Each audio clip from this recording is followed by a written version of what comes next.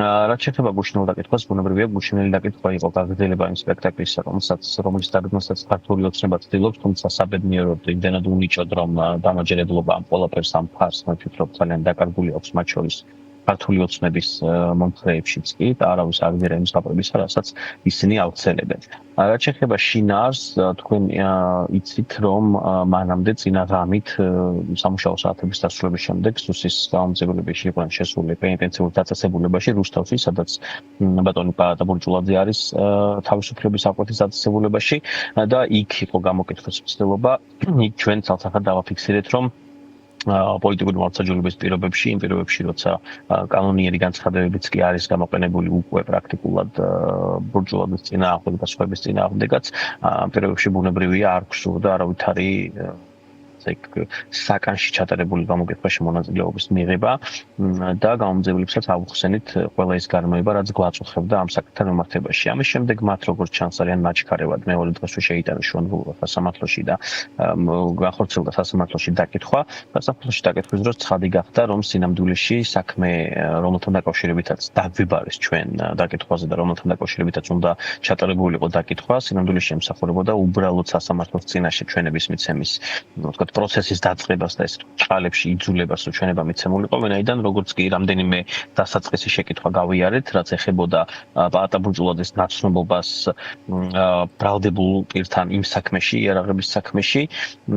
და რაღაცა ბლანკეტურ მონაცემებს, ამის შემდეგ ცხადი გახდა, რომ გამომძიებლის კითხვები ძირითადად ეხებოდა იმ საქმის გარემოებებს, რა საქმის ფარგლებშიც ბატონი პაატა უკვე დაკავებული არის. ანუ სუსმა მოიფიქრა ახალი საქმე, დაიწყო გამოძიება ახალი საქმის ფარგლებში. თუმცა გამომდინარე იქიდან რომ პაატა ბურჭულაძე ბრალდებული სტატუსით სარგებლობს 4 ოქტომბრის საქმეზე და იქ მისი საპროცესო უფლებები ოდნავ განსხვავდება ჩვეულებრივი მოწმის უფლებებისგან, მოინდომეს ამ საქმის ფარგლებში დაესვათ კითხვები, რომელსაც იქ ვერ დასვამდნენ. რასთან დაკავშირებითაც ბუნებრივია ჩვენ განვმარტეთ, რომ აბსოლუტურად ყველა კითხვაზე რაც უკავშირდება მოგონილ ბრალდებებს, მათ შორის იქნება ეს 4 ოქტომბრის, იქნება ეს ჰექსოგენის საქმე, ეგრეთ წოდებული, იქნება ეს იარაღების საქმე, რომელიც სახელმწიფო საფრთხების სამსახურმა პოვა. ბუნებრივია ყველა ნაწილში ვაპირებთ სრულად იქ დასამალი არაფერი არ გვაქვს, ვაპირებთ სრული ინფორმაციის უწოდებას, თუმცა პროცედურული ნაწილი ის, რომ მოტყუებით თაღლითური გზით ცდილობდა პროკურატურა ჩვენების მიღებას, ბუნებრივია არ იმუშავებდა და ასეც მოხდა ჩვენ სასამართლოსაც და სასამართლოს შემდეგ უკვე გამომძიებლებსაც განვუმარტეთ, რომ ამ ფორმით ამ დაკითხვის ჩატარება შეუძლებელია, თუმცა როგორც უკვე აღვნიშნე, ყველა კითხვაზე, რომელიც ამ საქმისთან იყო შემთხვევაში, ჩვენ პასუხი გავეცით. ამასთან მე შეგახსენებთ, რომ ძალიან ხშირად არის ხოლმე მოსცირებს ეს ფრაზების საქმეები, უბრალოდ სუსმემდენი საქმე შექმნა. მე მინდა ყველა მიცოდეთ, რომ ამ საქმეების აბსოლუტური უმრავლესობა არის უბრალოდ მოგონილი საქმე, მათ შორის მაგალითად პაატა ბურჭულაძის გამოძიებაში და სასამართლოში დაბარების საფუძველი გახდა ეგრეთ წოდებული პატაკი, ოპერატიული პატაკი, სადაც როგორც წესი გამომძიებლები, პოლიციელებს აწერინებენ და ეს პოლიციელი შეიძლება იყოს ნებისმიერი პოლიციელი, აწერინებენ პატაკს, რომლის თანახმადაც მათ მიიღეს თითქოს და ოპერატიული ინფორმაცია, რომლის წყაროს განხილვაც მათ არ შეუძლიათ. რაღაცა საიდუმლოა და ამ ინფორმაციის თანახმად თითქოს ბურჭულაძეს ჰქონდა კავშირი რაიმე ტიპის რომელიმე ამ ნახსენებს საქმისთან. ეს არის წმინდა წყლის სისულელი ცხადია, ამის დასადასტურებლად მე თქვენ შეგახსენებთ ძალიან მარტივ ჭეშმარიტებას, შეგახსენებთ იმ საქმეების მოკლე ჩამონთვალს, რომელიც სუსმა დაიწყო ასეთი კონტექსტით, მათ შორის ეს არის ეგრეთ წოდებული საბურავების საქმე, რომელიც დაიწყო დაახლოებით 10 წლის წინ ალბათ, ხო, შეიძლება ცოტა ნაკლების, როცა ამბობდნენ რომ ოპოზიციური ძალები თითქოს საბურავებს აგროვებდნენ და სუსი იმყოფებოდა მაშინ ნაგავს საყრელზე, სადაც ამოიღეს საბურავები, დანაშაულის ინსტრუმენტები და დიდი ბრიფინგები მოაწყეს და ერთი და ამას ატრიალებდა პროპაგანდა, რომ აიწყებდა საბურავები მზადდებოდა რაღაცისთვის.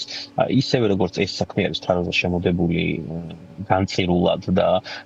ბედისწერა არაფერს არ უმზადებს ამ საქმეებს, გარდა იმისა, რომ შიგადაშიგ როცა საჭირო გახდება და როცა რუსი ოლიგარქი მოინდომებს კონკრეტული პირების დაკავშირებას ამ საქმეებთან, გარდა იმისა, რომ შეუჩიჩხებენ ხოლმე დინარაძეს ამ შემთხვევაში ამ შეუმდგარ ძალოვანს და იტყვიან, რომ აი რაღაცა დაიბარე და მიაბამენ ამ საქმეს თითქოს ოპერატიული პატაკით, გარდა ამისა, არავითარი შედეგები ამ საქმის ბუნებრივია არ ექნება. უფრო მეტიც მე გუშინ შევთავაზე სახელმწიფო საფრთხების სამსახურს ექსპერტიზის ჩატარება იმ იარაღებზე, რომლებიც მათ ამოთხარეს, მათ თითქმის თბილისის მინისტრად ერთ-ერთი დღის მასწავლიდან მე მგონია, რომ დიდი შანსი არის ამ იარაღების დეტალური შესწავლის შედეგად აღმოჩნდეს, რომ ეს იარაღები საქართველოს უსაფრთხოების სამსახურის საცავებიდან არის წამოღებული და უფრო მეტიც თუ უფრო საღმრთობად გამოიყენება შეიძლება ზედ დინარაძის რაღაცა დნმ-ის ნიმუშიც აღმოჩნდეს ან რომელიმე სუსის სხვა შეუმდგარი მაღალჩინოსნის. შოთა იცი რა მინდა დავაზუსტო, აი სწორედ ამ იარაღებთან დაკავშირებით სუსი ამტკიცებდა, რომ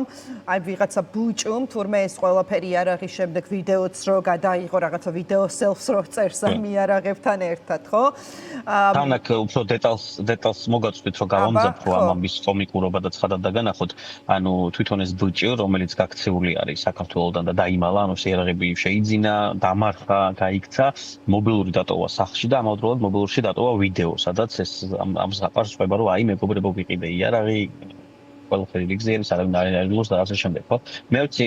ეს ამას ამბობს გამოძიება შოთა რომ სახლში იპოვეს ამ ბუჭოს სახლში დატოვებული მობილურში იპოვეს ეს ვიდეოც და ეს ყველაფერიც, ხო? კი ბატონო, ანუ ბრალდებული გაიქცა და ვიდეო დაუტოვა სუს ამოსაღებად საკუთარ სახლში. კი ბატონო და ასევე მინდა კითხოთ ამბავი ისიც იყო რომ თურმე ეს ბუჭო ასრულებდა უკრაინაში მოქმედი ერთ-ერთი სამხედრო დანაყოფის ქართველი წარმომადგენლის მითითებით მოკლედ დავალებას, ოღონდ არც ვინაობა, არც დანაყოფის სულს ესე საჯაროდ არ უთქვამს და ირამე კითხვებში მაინც ხომ არ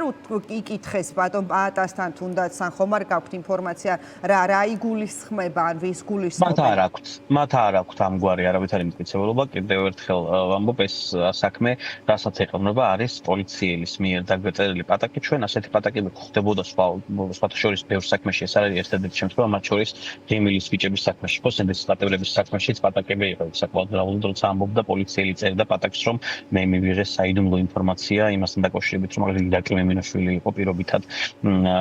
ვინც რაღაცა კონკრეტული ქმედება განახორციელა, რაც ბუნებრივი არის აპრობირებული მეთოდე ქართული ოცნების პირობებში და სუსის მუშაობის პირობებში, თუმცა ესეთ ეგრეთ წოდებულ პოლიციელს და უფრო მეტიც მე არ მინდა ახლა გამოვიყვანო ის სიტყვა, რომელსაც ეძახიან ხოლმე ამ პოლიციელებს თავად პროკურორები.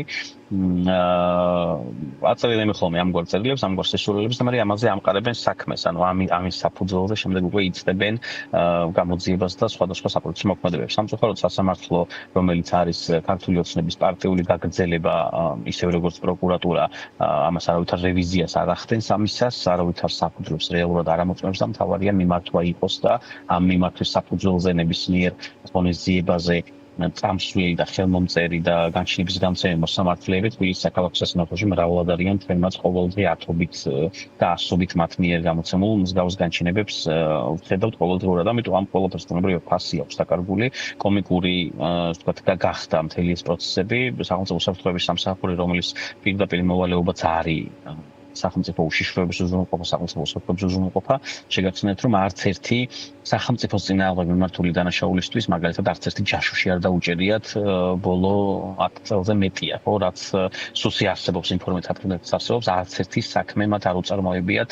მართლა იმ მანდატში, რომელიც მათ ქართულმა სახელმწიფომ მიანიჭა, ისინი ძირითადად აკრებულები არიან და მათი ბიუჯეტის უდიდესი ნაწილი და შეგახსენებთ, რომ ბიუჯეტი არის 270 მილიონი სოდენობით და ეს არის უპრეცედენტო ბიუჯეტი ამ ტიპის ორგანოსთვის, შინაგან საქმეთა სამინისტროსთან ერთად ისინი ქმნიან პოლიტიკური რეპრესიის ყველაზე ვთქვათ ძლიერ მანქანას, რაც არსებობს დღესდღეობით საქართველოში და მათი ერთ-ერთი მიზანი ეს არის, ხო, სუსის ეს მილიონები, ისე როგორც შესაძლოა მილიონები იხარჯება არა სახელმწიფო სამართლებაში, არა დანაშაულის წინააღმდეგ ბრძოლაში და ჩვენ ხედავთ დანაშაულებრივი ფონი როგორი არის საქართველოს ტერიტორიაზე დაწყებული ბანკების ძარცვით, დამთავრებული ქუჩაში ჩაცხრილობით, მე შეგახსენებთ, რომ თბილისში თითქმის ყოველთვიურად ქუჩაში სროლა არის, რომელსაც როგორც წესი გარდაცვლილი ადამიანი მოყვება ხოლმე, სტრუქტურა მოყვება ხოლმე, ამ დანაშაულთან ბრძოლის ნაცვლად მთელი ეს ფული, მთელი ეს რესურსი, მათ შორის ღირსეული ადამიანების რესურსი, პატრიოტსანი, ღირსეული თანამშრომლების რესურსი, რომლებსაც მე ჩემს პატივისცემას უდასტურებ, იხარჯება პოლიტიკურ მართლმსაჯულებაში, იხარჯება პოლიტიკურ რეპრესიებში, იხარჯება მაგალითად პაატა ბურჭულაძესთვის 9 მილიონის ჯარიმების მიტანაში სახლში და შეგახსენებთ, სპეცრაზმი ლამის დადიოდა ბურჭულაძეს სახლში, ბურჭულაძესთან იმისთვის, რომ 5000 ლატინი ჯარიმები ჩაეტაბარებინათ, ისევე როგორც ისინი დადიოდნენ ყველა სახლში. და ჩვენ ამის ეფექტს ყოველდღურად ვხედავთ, ამ საქართველოში მდგომარეობა ყოველდღურად უარესდება და ამასთან აუცილებლად გამოვასწორო, რომ ამ უკრაინულთან დაკავშირებით თემას საქართველოს მთავრობა დიდი ხანია უკრაინელი ხალხის მიმართ, რომელიც თავისუფლებისთვის ომში იმყოფება ამჯერად და სადაც მათ შორის ჩვენი ქვეყნის ღირსეული შვილების მონაწილეობა მთლად არის განწყობილი. მე უფრო მეტსაც გეტყვით ბოლო პერიოდში გავრცელებული განცხადებებით, მაგალითად, აი მან პაპუაშვილმა რამდენჯერმე განაცხადა და ამჯერად მეუთითა იქითკენ რომ საქართველოში თურმე რაღაცა გადატრიალებას ევროპელები და ბრიუსელი და სტრასბურგი გეგმავენ, რაც არის ზუსტად ერთნაბიჯია ეს განცხადებები იმ განცხადებებიდან, რომელსაც რუსულ ტელევიზიებში აკეთებენ იმასთან დაკავშირებით, რომ გადაწყვეტილების მიღების ცენტრები უნდა დაიბომბოს თურმე სტრასბურგში, ბრიუსელში, პარიზში, ბერლინში და ასე შემდეგ. ამიტომ ეს რეალურად ჩვენ ამ ნაწილს არ უნდა შევხედოთ როგორც სერიოზულ მოვლენას, უნდა შევხედოთ როგორც რუსული დიქტატურის კიდევ ერთ გამოვლენებას და ეს ამის რეაქციას ჰქონდეს. მადლობა.